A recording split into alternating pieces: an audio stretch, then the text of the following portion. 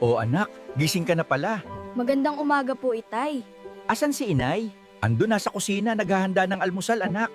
Inay, ang bango naman po ng niluluto nyo. Oo anak, nagluto ako ng tinola. Wow, tinola! Favorite ko po yan. Oo siya.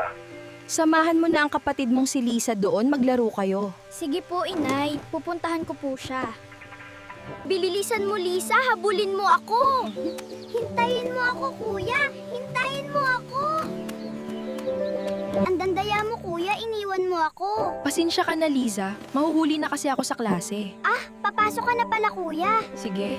Tay, mahal na mahal mo talaga yung radio mo, no? Oo anak, alam mo naman. Ito lang ang libangan ko. Oo nga po eh. Hayaan mo, paglaki ko, bibilang kita niyan. Sige, Tay. Papasok na po ako. Sige anak, mag-iingat ka at mag-aral ka ng mabuti. Opo, Itay.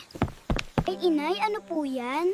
Kakanin, anak. Kumuha ka ng isa, baon mo. Salamat po, Inay. May baon na ako. Oo, anak. Mag-aral ka ng mabuti, ha? Huwag makikipag-away. Opo, Inay. Aalis na po ako. O sige, anak. Mag-iingat ka.